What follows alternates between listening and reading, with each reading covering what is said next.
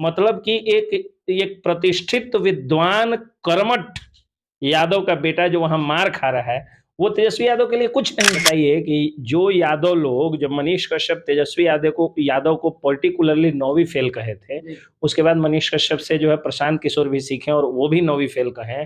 जब मनीष कश्यप चांदी का चम्मच लेके पैदा होने वाला कहे और प्रशांत किशोर भी चांदी का चम्मच वाली बात। क्या किया कि मनीष कश्यप को सलाखों के पीछे एनएसए लगाकर डाल दिया। बताइए कि जो राजद भ्रष्टाचार जो बंगाल के जो सिलीगुड़ी में मारा, हमारे बिहारियों के साथ जो अपमान किया, उसको ऊपर एनएसए लगाना चाहिए या नहीं लगाना चाहिए। जय हिंद दोस्तों, मैं प्रशांत मनीष चौहान। पश्चिमी बंगाल के सिलीगुड़ी में हमारे बिहारियों छात्रों के साथ किस तरह से अपमान किया गया, उन लोगों के साथ मजे किया गया, उसी मुद्दा पे खास बातचीत करने के लिए हमारे साथ एडवोकेट वकील सह पत्रकार एसके पंकज सर जी हैं।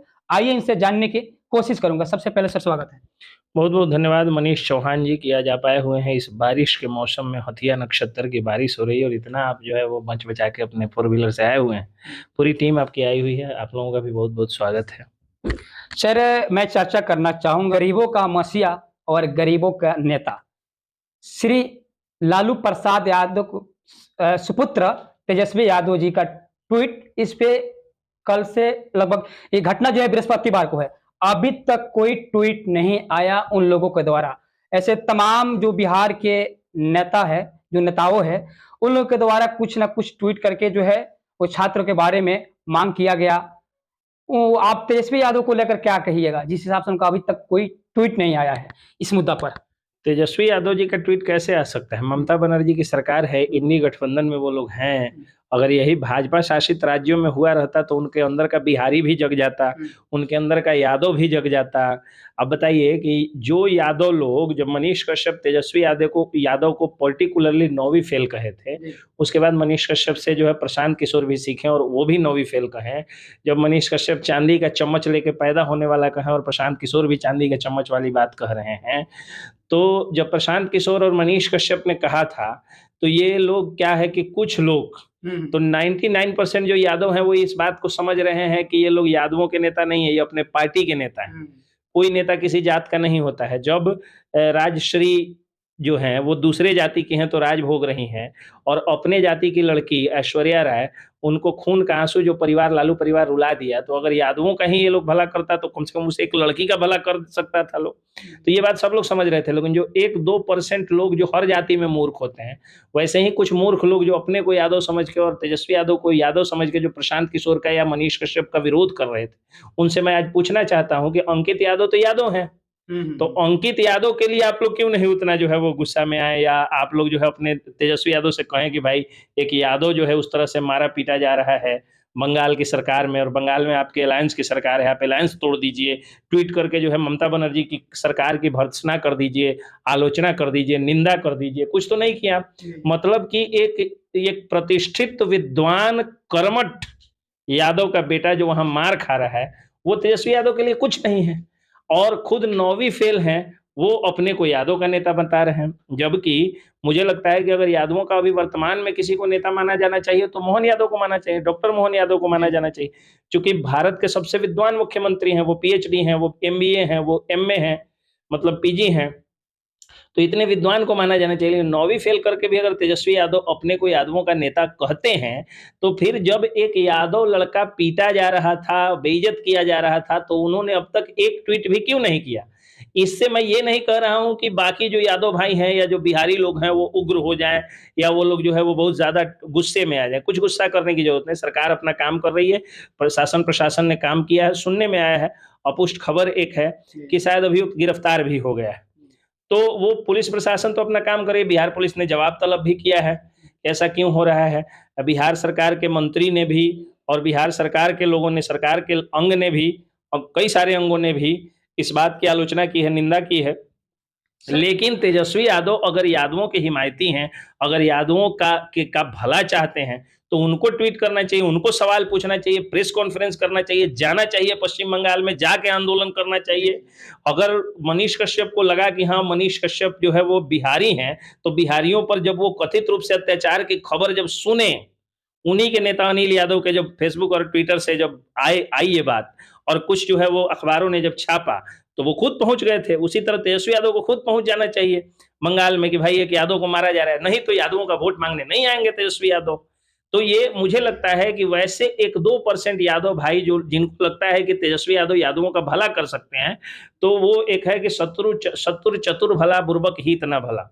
तो विद्वान अगर दूसरे जाति का है तो उसको उसकी पूजा करिए। आपके अपने जाति का कोई नौवीं फेल आदमी है तो आप समझिए कि वो आपका शत्रु होगा, वो स्वार्थी व्यक्ति होता है। देखिए, विद्या ददाति विनयम विनयाद याति पात्रता। अगर कोई व्यक्ति विद्वान होता है, उसको विद्या होती है तो विनयशीलता होती है, पात्रता आती है। तो जिस व्यक्ति में पात्रता नहीं है, एलिजिबिलिटी नहीं है, सिर्फ इसलिए वह व्यक्ति डिप्टी सीएम और नेता प्रतिपक्ष बन जाता है क्योंकि वो जो 2-2 सीएम का बेटा है। तो मुझे लगता है कि जातिवाद का चोला उतार करके और लोगों को ये बात समझना चाहिए कि तेजस्वी यादव यादवों का भला नहीं कर सकते हैं, सम्राट चौधरी कुशवाहा जी लोगों का भला नहीं कर सकते, उपेंद्र कुशवाहा जी लोगों का भला नहीं कर सकते हैं, ये आपको सीपी ठाकुर भूमिहारों का भला नहीं कर सकते हैं, रामविलास पासवान के बेटा जो है चिराग पासवान, वो पासवानों का भला नहीं कर सकते हैं। चिराग पासवान को जानते हैं ना? जी जी जानता हूँ, बहुत गैर पासवान माँ के बेटा है, पासवान के बेटा नहीं है। जो उनके पिताजी जो पहली शादी किए थे, खून की आंसू रोई, छोड़ के दूसरा लड़की से शादी कर लिए थे दूसरे जात का। पासवान जी लोग कहता है रामविलास पासवान पासवान है, अरे पासवान की बेटी तो उनके घर में खून की आंसू रोई, लालू यादव के परिवार में यादव की बेटी खून की आंसू रोई। तो कहने का अर्थ यह है कि कोई जाति नहीं है, कोई धर्म नहीं है, बस आज के समय में जाति दो ही बची हुई है, गरीब और अमीर। गरीब की शादी गरीब के यहाँ होती है और अमीर की शादी अमीर के यहाँ होती है। तो सर, जैसे कि तमिलनाडु प्रकरण में सबको पता है कि मैटर मनीष कश्यप का कितना हाईलाइट हुआ था। हालांकि बिहारियों को वहां भी, लेकिन बिहारी जहां भी जाते हैं, लेकिन उन लोगों के साथ दुर्व्यवहार किया जाता है। उसी दिन जब दुर्व्यवहार हुआ था तमिलनाडु में बिहारियों को, उस समय मनीष कश्यप आवाज उठाए। आवाज उठाने के बाद उस समय डिप्टी सीएम श्री तेजस्वी यादव जी थे। उन्होंने क्या किया कि मनीष कश्यप को सलाखों के पीछे एनएसए लगाकर डाल दिया। बताइए कि जो राजद भ्रष्टाचार जो बंगाल के जो सिलीगुड़ी में मारा, हमारे बिहारियों के साथ जो अपमान किया, उसको ऊपर एनएसए लगाना चाहिए या नहीं लगाना चाहिए? बिल्कुल एनएसए लगाया जाना चाहिए, क्योंकि ये 2 राज्यों के बीच संघर्ष कराने का पूरा वीडियो सामने आया है। अगर 153 बी जो धारा हुआ करती थी आईपीसी की, अगर उस धारा अब वो बीएनएस में चेंज हो चुकी है, तो उसके तहत अब आज के डेट में उस व्यक्ति पर कार्रवाई होनी चाहिए, एनएसए उस पर लगाया जाए। राष्ट्र को असली खतरा तो वो दिख रहा है। मनीष कश्यप तो कोर्ट ने क्लीन चिट दे दिया, कोर्ट ने कह दिया कि बाइज्जत बरी हो गए हैं मनीष कश्यप, क्लीन चिट ले लिए हैं। मनीष कश्यप को केवल बेल नहीं मिला है, बाइज्जत बरी हुए हैं वो। यानी कोर्ट ने मान लिया ऐसा कि हाँ, उन्होंने ऐसा किया ही नहीं था, कोई साक्षी ही नहीं मिला, कोई पुलिस के पास सबूत नहीं था, पुलिस के हाथ खाली थे, तो उन पर लग गया। और एनएसए क्वैश किया है, Madurai bench of high court ने एनएसए को क्वैश किया है, हटाया है, रिलीफ नहीं दिया है, हटा दिया, खत्म कर दिया है, खारिज कर दिया है। वैसे आदमी को इतना दिन प्रताड़ित किए आप 9 महीना, और यहाँ तो दिख रहा है सामने, पूरा जो है वो डिजिटल एविडेंस है, पूरा इलेक्ट्रॉनिक एविडेंस आ रहा है सामने कि हाँ, ये व्यक्ति जो है वो 2 राज्यों के बीच में संघर्ष कराने का काम कर रहा है, संघर्ष कर रहा है, करा रहा है। जाति, धर्म और राज्य के नाम पर जो भेदभाव की बात होती है, जो कि क्राइम है बीएनएस के अनुसार, भारतीय न्याय संहिता के अनुसार, उस क्राइम के तहत, उस सेक्शन के तहत कम से कम अब उन पर जो है वो केस दर्ज होना चाहिए, जो नहीं हो रहा है। ये दुर्भाग्य है। तो केस तो हुआ है, वो मतलब जेल गए हैं, लेकिन उस व्यक्ति पर एनएसए लगाया जाना चाहिए ताकि कम से कम वो आदमी साल भर जेल में रहे। तो ये तो काम नहीं कर रहा है लोग।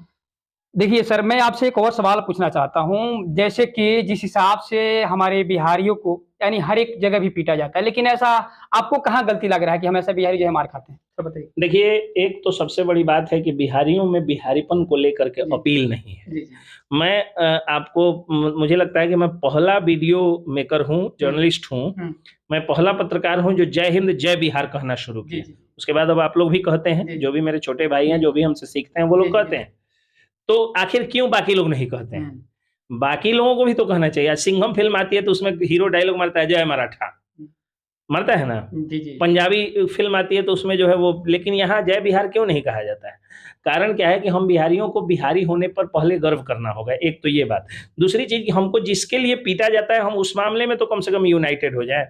हमको कोई बाहर में ये पूछ के नहीं पीटता है कि आप क्या हैं, आप राजपूत हैं तो आपको मारेंगे, आप भूमिहार हैं तो मारेंगे, यादव हैं तो मारेंगे, आप रविदास हैं तो मारेंगे, आप पासवान हैं तो मारेंगे। ये पूछ के नहीं मारा जाता है।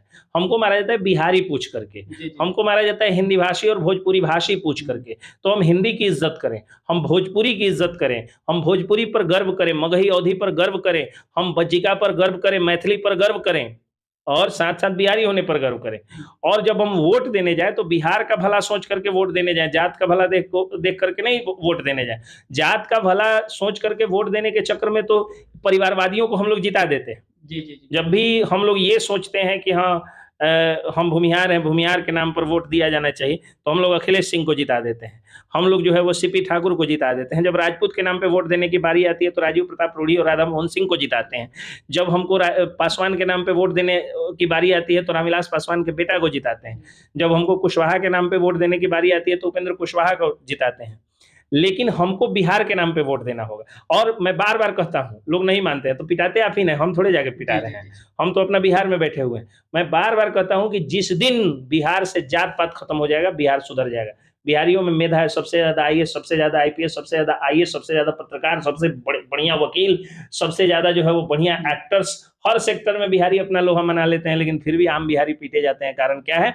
क्योंकि मेरिट तो है, लेकिन डिमेरिट सबसे बड़ी यही है कि हम जात पात से बाहर निकल ही नहीं पाते हैं। कुछ मूर्ख और जड़ बुद्धि लोग कहते हैं क्या कि शादी जब जात में होती है तो वोट क्यों? अरे यार, तो शादी जात में होती है तो जीजा चुनो ना जात का, दामाद चुनो ना जात का, नेता जो है किसी मेरिट वाला चुनो ना, नेता जो है विद्वता देख के चुनो ना, नेता जो है क्वालिफिकेशन देख के चुनो ना। तो नेता चुनोगे जात में और जीजा दामाद जो है वो भी चुनोगे जात में, तो ऐसा थोड़े होगा। आजकल तो जीजा जी लोग मिल ही नहीं रहा है, जात वाला लड़की भाग जा रही है। दुनिया भर का 164 का बयान हो रहा है और दुनिया भर का केस आ रहा है। अभी वो केस अभी तुरंत दिए हैं, डिस्कस भी कर रहे हैं। तो कहने का मतलब ये है कि जब लड़की जो है वो जात पात नहीं देख रही है, लड़का जात पात नहीं देख रही है, प्यार हो जा रहा है तो। लेकिन आपको ये कौन सी मोहब्बत हो गई है नेताओं से कि आप 9वीं फेल को चुन देते हैं जात के नाम पे। आप जो है वो बीटेक 8 बार में पास करने वाले को आप जो है वो चुन देते हैं जात पात के नाम पे। आप 5वीं पास बकरी के चरवाहिन को चुन देते हैं जात पात के नाम पे। मैं नाम नहीं ले रहा हूँ, बुरा नहीं कोई मानेगा, पहली बात मैं कर रहा हूँ, जो भी ऐसा हो मैं कर रहा हूँ। तो कहने का मतलब ये है कि पहले फिल्मों में डायलॉग्स आते थे कि इंडियन फिल्म का एक डायलॉग है कि देखते देखते एक चकला चलाने वाला देश चलाने वाला बन जाता है, तो इसके लिए दोषी पुलिस वाले हैं। इंडियन फिल्म का डायलॉग है। आज बताइए कि लोग गर्व से कहते हैं कि हम चकला चलाते थे, हमको वोट दीजिए। अरे भाई, तो चकला चलाते थे तो आपका प्रमोशन हो जाना चाहिए, चकला की फैक्ट्री लगाइए ना। आप देश चलाने कहाँ से आ गए?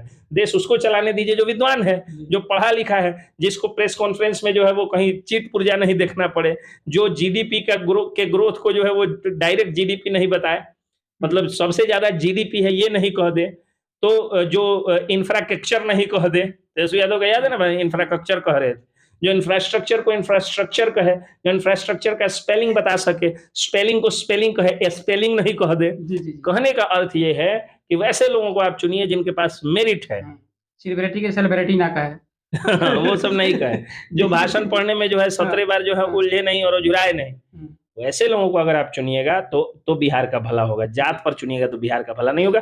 हमेशा पिटाते रहिएगा, कभी आप जो है वो तमिलनाडु में पिटाइएगा, कभी आप महाराष्ट्र में जो है वो राज ठाकरे आपको मारेगा, कभी आपको बंगाल में जो है वो बंगाल वाला मारेगा, कभी जहां जाइएगा, असम में जाइएगा, असम में पिटाइएगा। आप जात के नाम पर छोड़ करके विकास के नाम पर, विद्वता के नाम पर विद्वानों को वोट दे करके देखिए। वो विद्वान लोग जिस दिन जर चले जाएंगे बड़ी संख्या में, वो लोग काम करके और राजनीति को बदलेंगे, और बदल के बिहार में इतनी फैक्ट्रियां लग जाएंगी, बिहार में समान शिक्षा, समान चिकित्सा जो है वो की व्यवस्था हो जाएगी, वर्ल्ड क्लास स्कूल बनने लगेंगे। और जब ये सब हो जाएगा तो कहीं किसी बिहारी को नहीं जाना पड़ेगा। अच्छा सर, एक और आप जो है हमसे बात बताइए, जैसे कि ममता बनर्जी के राज्य में जिस हिसाब से शासन चला रही है, शायद मुझे लगता है कि शासन नहीं वो अपराध हुआ करवा रही है।